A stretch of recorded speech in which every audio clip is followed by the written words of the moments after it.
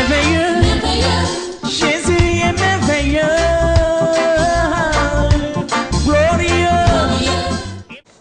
Bien-aimés dans le Seigneur, frères et sœurs du chemin du ciel, nous vous saluons dans le nom de notre précieux Sauveur Seigneur Jésus. Ce matin, je suis encore sur ce plateau pour partager les merveilles de ce que le Seigneur fait à travers son serviteur, l'homme de Dieu, Papa Florian.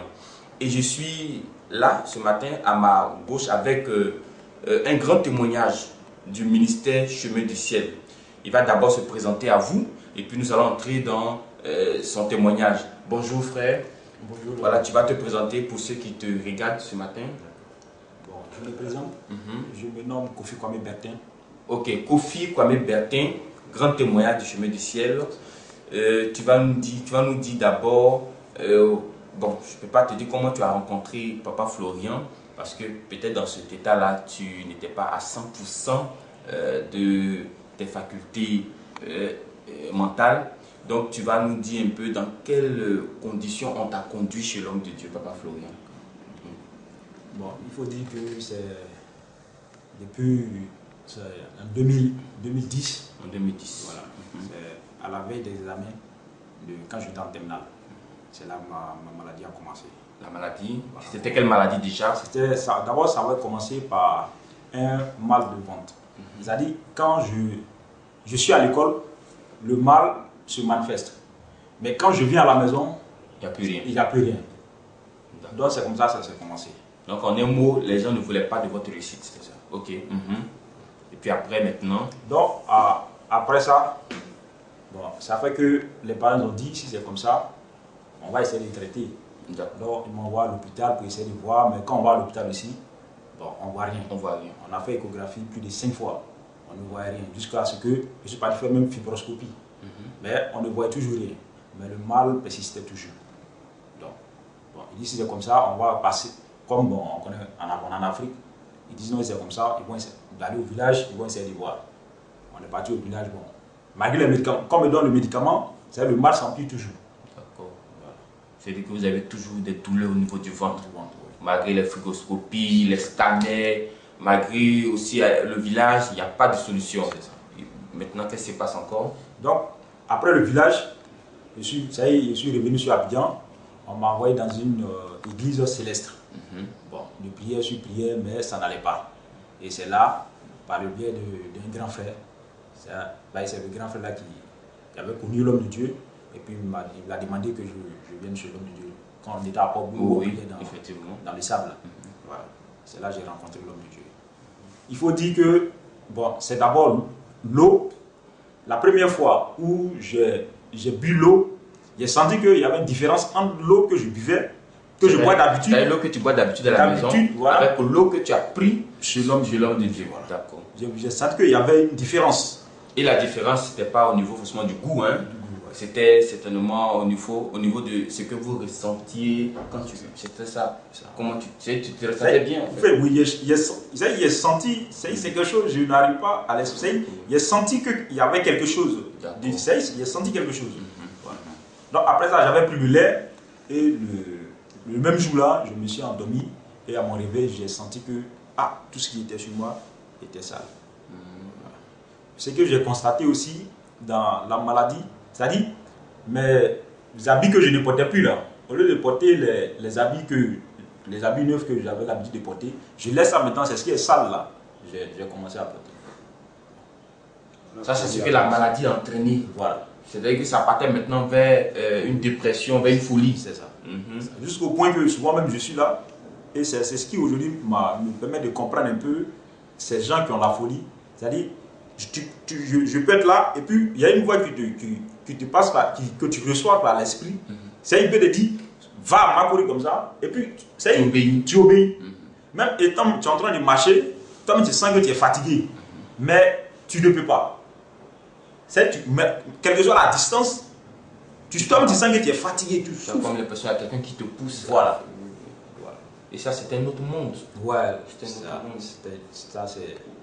Tu as une fois dit quelque chose dans ton témoignage, que quand vous êtes dans cet état-là, nous qui sommes peut-être bien habillés, bon, joliment là, vous nous voyez autrement, mais vous voyez bien habillé. Vous nous expliquez un peu ce côté-là. Au fait, c'est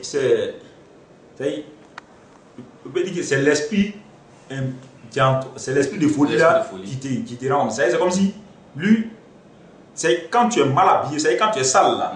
C'est là comme tu te sens à l'aise. Mais quand tu t'habilles bien, quand tu vois la personne qui est, c'est comme si la personne est mal habillée. Donc c'est quand tu es, au contraire, quand tu es sale, c'est là que tu te sens à l'aise dans ta peau. D'accord. Donc en un mot, vous nous voyez sale, nous on vous voit aussi sale. Donc c'était deux mondes. D'accord. Et ça c'est l'œuvre vraiment du diable. Et ça fait combien de temps vous êtes resté dans la situation comme ça? Bon, 2 ans, 3 ans, je traînais dans la situation. Je traînais, bon, on va ici, ça va pas, on va ici, ça va pas, on va ici, ça va pas. Jusqu'à ce que je rencontre l'homme de Dieu. Au bout d'1 semaine, j'ai retrouvé mes sens. C'est le même jour même que j'ai pris le lait, après ça, quand j'ai pris le lait, je me suis endormi. J'étais assis et puis j'ai eu sommeil. Donc je me suis endormi. À mon réveil là, c'est là que j'ai commencé à me retrouver. Voilà. Et depuis ce jour... Pendant le sommeil, quelque chose s'est passé. Voilà. J'ai bien dormi. Quand je me suis réveillé, c'est là que j'ai commencé à retrouver mes sens.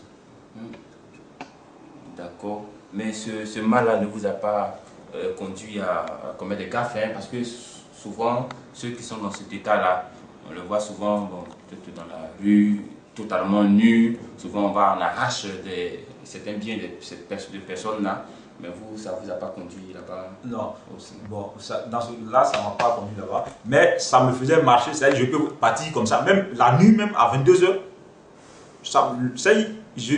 Une fois que la voix me parle, je suis obligé de marcher. Quel que soit l'heure, même s'il pleut, voilà. Vous êtes dans la nature comme c'est là. Et il y a des amis qui vous ont vu comme c'est là. Bon, mes amis, eux-mêmes, ils ne comprennent pas. D'autres même là, ils priaient pour moi, mais même mes professeurs me disaient que non. De toute façon, c'est moi qui partais à l'école. Ils partaient à l'école, mais arrivé à un certain moment, l'école là, j'ai oublié ça même. Voilà.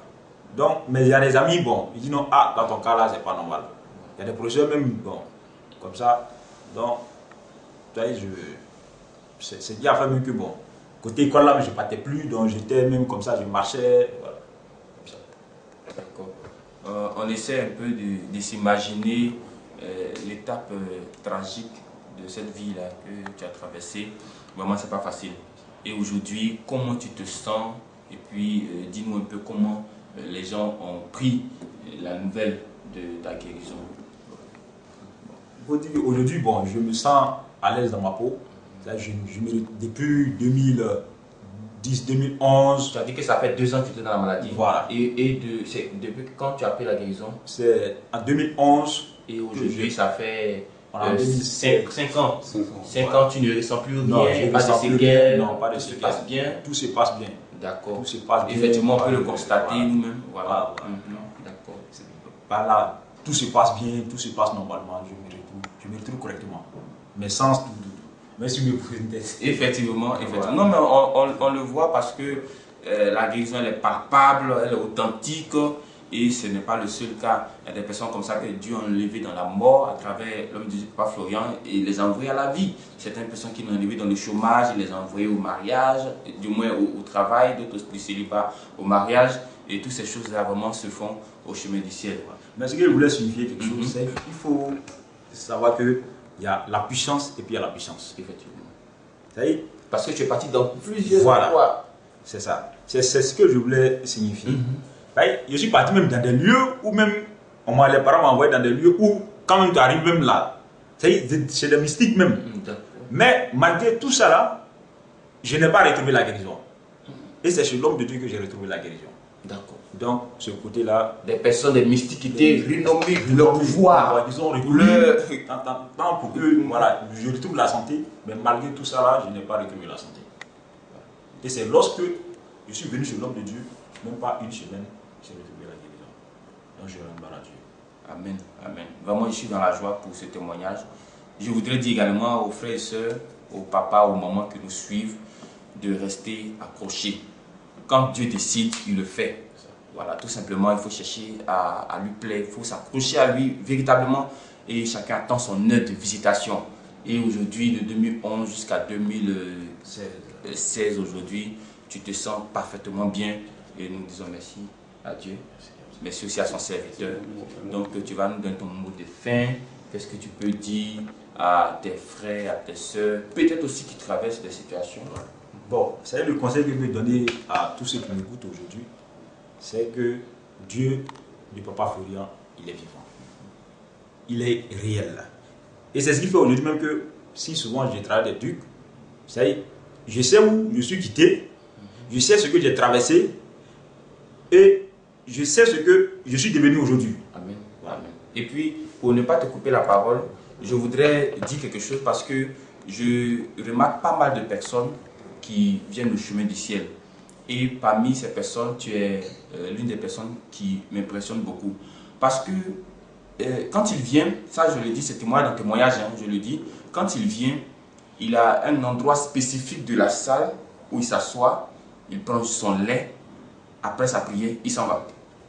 Je ne sais pas comment l'homme de Dieu a fait même pour l'apercevoir, sinon je ne te vois pas couramment aller voir l'homme de Dieu, aller causer avec lui, essayer de le toucher ou bien qu'il te touche. Mais à chaque fois, tu te mets à un endroit de la salle là, parce que vraiment tu sais d'où tu viens. Et je voudrais que ce témoignage soit le témoin de tous. Il faut que chacun de nous sache d'où on vient. On n'a pas fourni d'efforts pour avoir ce qu'on a. Donc, restons sur la même voie. Dieu va se souvenir de nous. Voilà, donc que Dieu te bénisse encore.